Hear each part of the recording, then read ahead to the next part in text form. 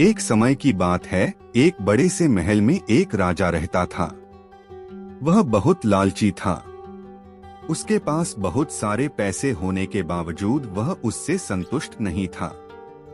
एक दिन एक बूढ़ा आदमी राजा के महल में आता है।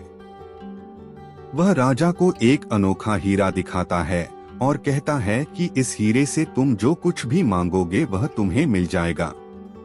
लेकिन उसने राजा को चेतावनी दी कि हर इच्छा की एक कीमत होगी। राजा बहुत खुश हो जाता है और हीरे को अपने पास रख लेता है। वह अपनी पहली इच्छा मांगता है कि उसे ढेर सारे सोने के सिक्के मिल जाएं। अचानक से उसका कमरा सोने के सिक्कों से भर जाता है। लेकिन राजा इतने में भी संतुष्ट नहीं होता है, उसे और सोना चाहिए होता है।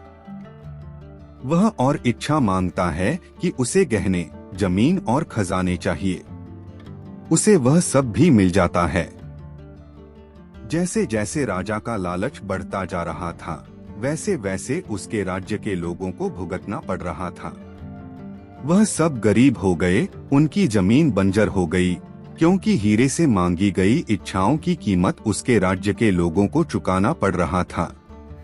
लोग गिड़गिड़ाते रहे राजा के सामने कि वह रुक जाए, लेकिन राजा ने उनकी एक न सुनी। एक रात जब राजा सो रहा था, तब उनके पिताजी सपने में आते हैं और बोलते हैं, यह लालच उन सब चीजों को बर्बाद कर देगा जिनसे तुम प्यार करते हो। राजा की नींद खुलती है और उसे अपनी गलती का एहसास होता है। राजा ने सभी लोगों को एक साथ बुलाया और अपने आप को बदलने का वादा किया। उसने अपने धन का उपयोग लोगों की मदद करने और राज्य को बेहतर बनाने के लिए किया। राज्य फिर से सुखी और समृद्ध हो गया। उस दिन से राजा ने सीखा कि लालची होने से केवल दुख मिलता है, लेकिन दयालु होने और दूसरों की मदद करने से सभी को खुशी मिलती है। लालच दुख और विनाश ला सकता है, जबकि दया और निस्वार्थता सुख और समृद्धि लाती है।